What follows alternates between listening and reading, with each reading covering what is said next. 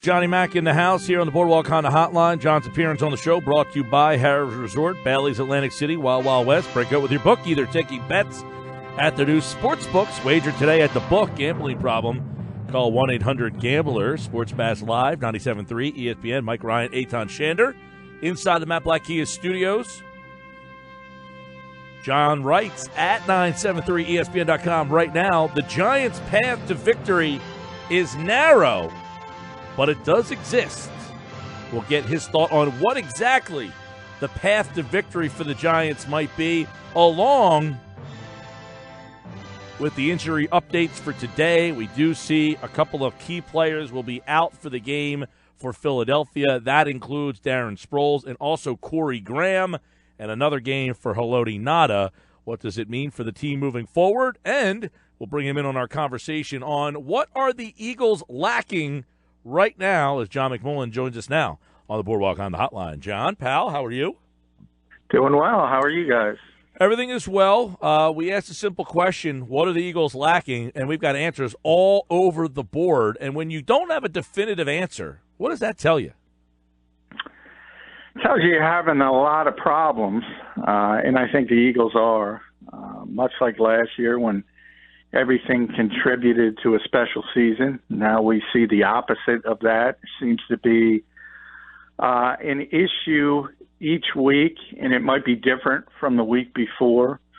Some people point to the consistency of certain issues like the pass protection and the coverage on defense, but as I always say, you have to look at the context of the league. This defense is not that bad when you compare it to the rest of the league. So I tend to turn more towards the offensive side of the ball. If you look at the offensive side of the ball, is it a quick fix, or is this what we should expect, a grind each and every week? Well, the NFL is a grind each and every week usually. So I'm not going to say don't expect that because certainly the way the Eagles are playing, it's for the foreseeable future at least. I think you're going to have to grind out wins. I think there is a hope that the chemistry returns on the offensive front. Carson Wentz slowly gets healthier and healthier and healthier and gets better and better and better. Corey Clement will be back on Thursday, whether it's Corey or whether it's somebody outside the organization. Maybe you see improvement from the running back position.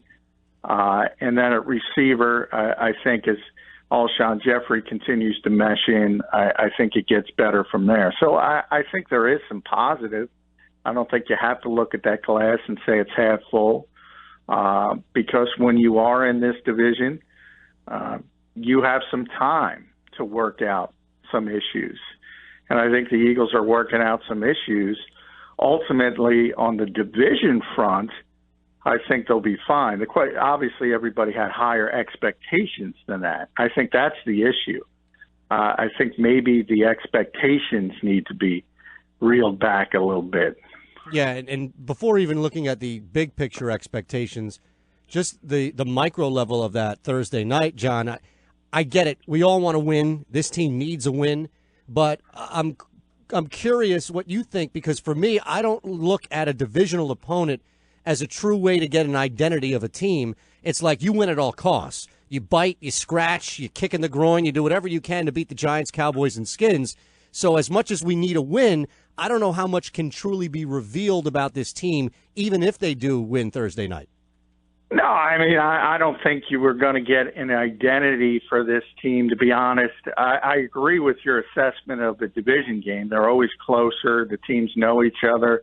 There's much more familiarity. So from that standpoint, I get it. But where this team is anyway, it could have been the Titans again. It could have been the Vikings again, non-division foes.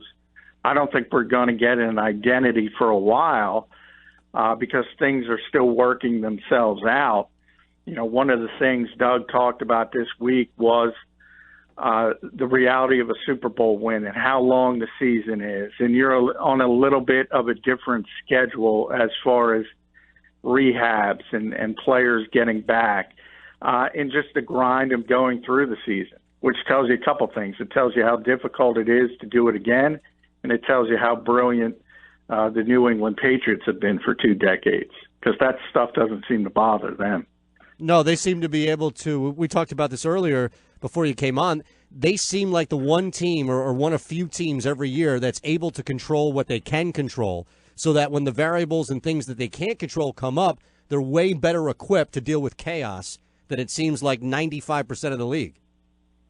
Yeah, I mean, you have to give him credit. It's amazing. And I've called Bill Belichick the best coach in history for a long time. And one of the reasons why you tend to look at the other people that might be in that conversation, and we'll keep it in the modern era at least, and you tend to go back to the 70s and names like Chuck Noll and Tom Landry and people like that. I always say, when you had a great team back then, you got this core group together and you had them for 10, 15 years. Nobody ever left. There was no free agency. The fact that the Patriots have done this in the free agency era, and there's constant churning and constant turnover, it's pretty amazing.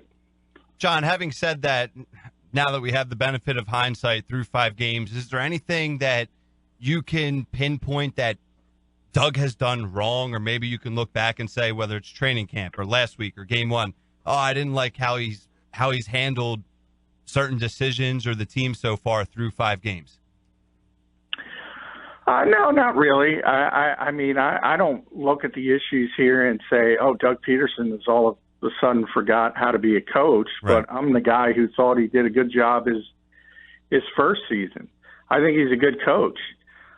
It's difficult to win in this league. I think the biggest issue, and I've said this for a while, is the attrition of the coaching staff. And there's nothing you can do about that. That's sort of the success of this league. It happens to every team, and you have to slowly replenish the coaching staff. But I think they're having some issues on the offensive side of the ball, and nobody's going to admit that. But I think it's pretty evident that if you want to compare Mike Groh and Press Taylor to the guys that left, Frank Reich and John DeFilippo, they're not as good. And I think that has affected this team. Speaking of the offensive issues, now that Jay Ajayi's injury is announced and he's done for the year, is that going to make it more difficult for Doug to really establish a run game moving forward? Or is he going to be able to just say, all right, Corey Clement, insert it, Smallwood, insert it, and figure out a way to get that more balanced? Well, I think this is a big test. I know everybody in that building thinks Corey Clement thinks the world of him. And I'm not sure. I still need to see more. We're still talking of a guy who went undrafted. And, hey, there's been plenty of undrafted players that have turned into stars in this league. That's not an automatic saying he can't be anything. On the other hand, I think we need to see more of a sample size. I think there's this assumption that he is what he is, and he's a Super Bowl hero, and he's always going to play at that level. I still have to see more, and I think it starts, obviously, on Thursday night. He's going to play. Doug said he's 100% now. And I think if he does play well, all of a sudden you temper down all that trade talk at that particular position. But since Doug has got here, it's always been a committee approach. Mm-hmm. So I don't think that's going to change. And, yeah, I think from that position standpoint, I think they can be just as effective without Jay Ajayi. And if you look at Wendell Smallwood's numbers, they do run the ball effectively when they do run it. So I think it'll be fine, but you still have to wait and see. Doug didn't dismiss adding a running back from outside the organization, though, today, correct? No, he didn't. But, that's sort of the default of this team. And it should be, by the way. You're always looking to improve, and that's how they should look at it. I've said, the big names, Le'Veon Bell, LaShawn McCoy, they don't make sense to me just because of the salary structure and what you would have to pay them moving forward. there's always understated names on the first-year rookie deal, similar to Jay Ajayi last year. It was on his rookie deal. Those are Howie Roseman-like deals, and if you can pry Jordan Howard away from Chicago, who's got a history with Joe Douglas, that makes sense. C.J. Prosise out in Seattle, that makes sense, but that's not as sexy as some of the names people want. No, and if you're going to expend assets on a player, a position, knowing that that asset won't get you somebody like Le'Veon Bell, and you're kind of looking at the middle of the road crop that you could trade for or make a move for, is running back really the best thing to upgrade right now? I understand you need a body because J.J. is out, but if you're looking at upgrading running back, wide receiver, cornerback, is that really the best place to spend assets on right now? Well, I think wide receiver is. I've said that pretty consistently. Unless they think Mac Hollins is going to be back early, week 9, and he can help as being a speed threat, which is, I guess, possible. But I'll tell you, Mac did not look good in training camp. Now he can run, and he was a huge deep threat in college at North Carolina, so that's what he does. And that could be helpful because, again, I'm not looking for Randy Moss. I'm looking for Torrey Smith. I'm not looking for a lot. And I'm just looking for a guy who can stretch the field. A running back, as I said, I think a lot depends on what Corey is able to do. If Corey can be the player they think he is, I don't think you need to go outside the organization. I really don't. But the jury's still out on if he is the player they think he is. Yeah, that's an interesting point because we discussed a lot earlier in the show regarding that, whether or not can you envision a team. It's so funny because all the conversation, John, is around getting back to a Super Bowl, winning a Super Bowl, because that's what the expectations were entering the year. I don't know if that's even realistic anymore, but you envision a team making a deep playoff run with Corey Clement, Wendell Smallwood, and Darren Sproles as your guys? Well, sure. I mean, they did it last year, a different grouping, but I mean, Corey had a huge impact because Darren wasn't there. I mean, Corey was more impactful, certainly in the Super Bowl. So you have bigger names in Jay Ajayi, obviously, and LeGarrette Blount.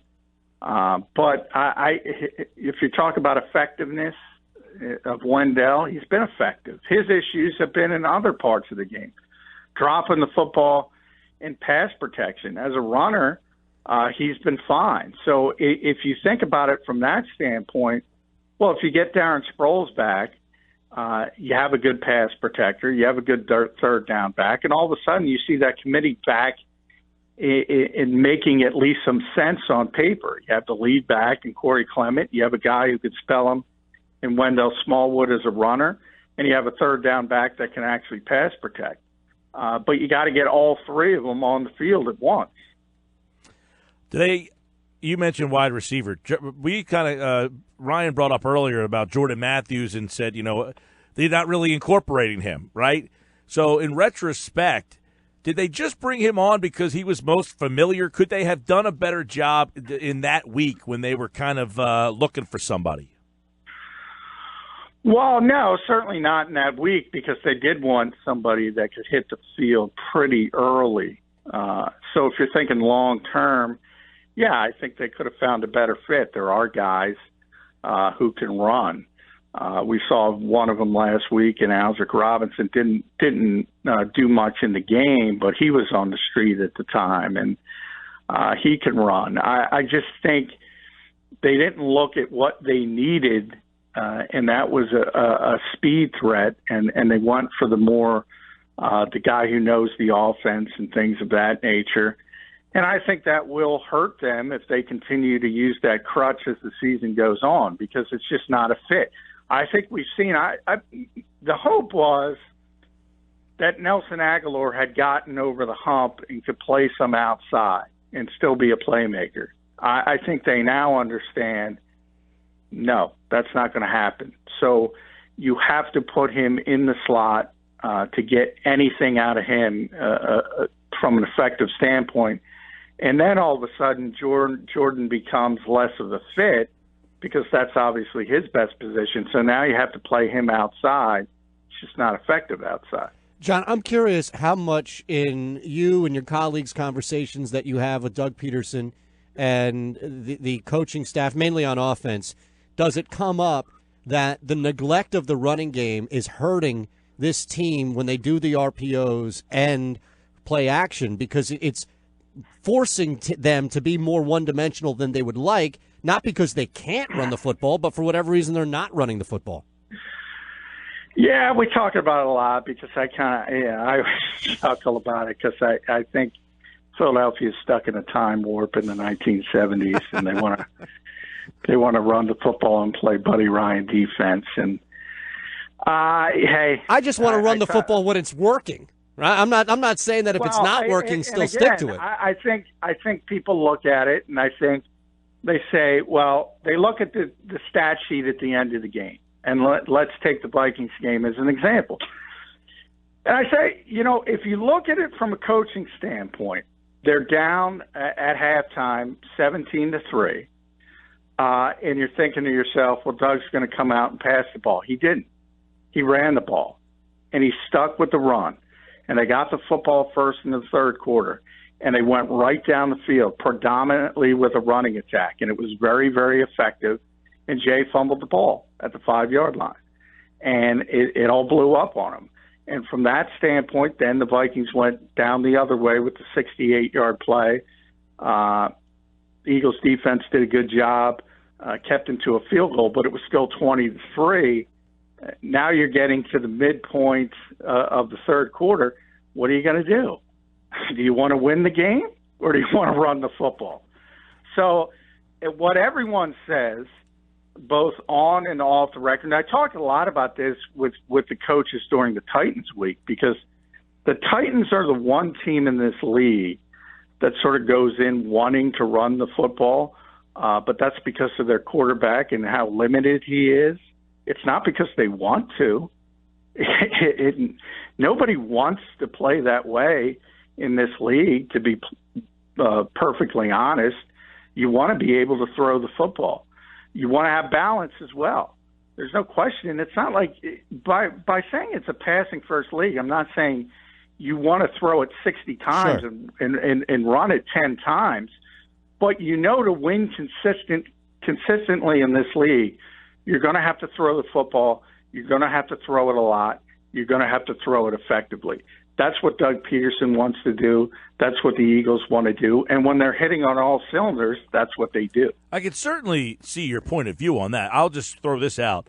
I guess it's not when you're down 17-3 and you're playing catch-up. It's when the score's 0-0 or 3-0 and you're firing it around the yard. You know what I mean? Well, yeah. I was just using that as an example. Well, I get you, because there's that whole theory of you run the ball more when you have the lead because you're running the clock out, so your runs are going to go up. I see all that, but the Tennessee game, you're up 17-3. At the end of the day, that's a game where you should probably have 25, 30 runs because you're up 17-3 and you're trying to run that.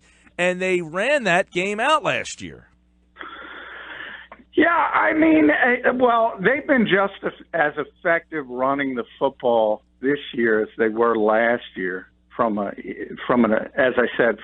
effectiveness standpoint, and you look at each runner and the runs, they're still capable of running the football.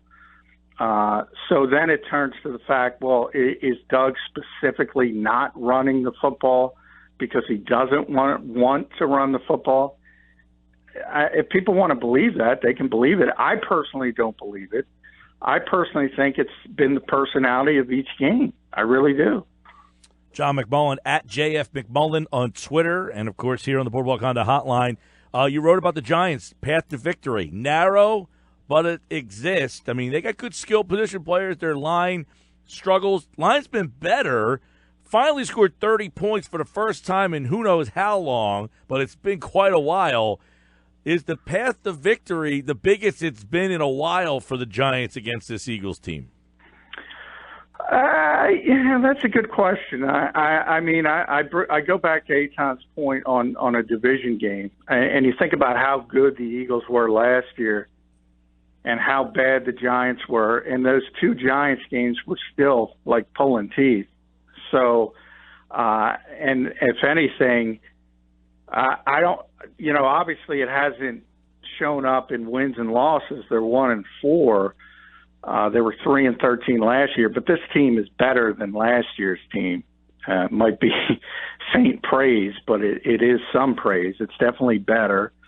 So I do think it's a little bit wider path to victory than usual, and it starts with Odell Beckham, who was injured for the second half of last season. Obviously, didn't play the Eagles in the second game, and now you have Saquon Barkley, who's just a phenomenal talent. And can do it both ways. He can run the football. He can catch the football. So you have sort of the same thing the Vikings did. It's going to be quick throws. Now, Eli Manning's not nearly as effective throwing the football as Kirk Cousins at this point of his career. But they have two guys that can get yards after catch. And that's what the Eagles need to focus on. Jim Schwartz knows it. He talked about it. They have to tackle better this week, because if those guys aren't getting yards after catch, Eagles are going to be in good shape. John, let me sneak this in real quick.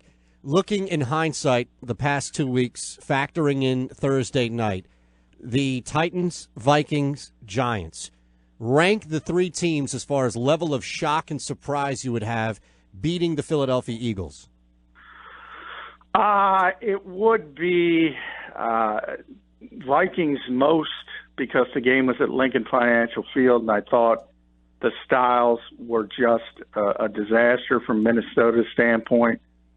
Giants second, because it's a division game, and they are close, and they are hard fought. In Tennessee, I talked all week. I picked the Eagles to win that game, but just barely. They have more talent than people think. Jarrell Casey on defense, I talked about him that entire week. He showed up. He was dominant. They're a pretty good team, and they were playing at home. And by the way, they've been very successful at home since last year. 12 out of 14. That one didn't surprise me all that much. The Vikings, that surprised me.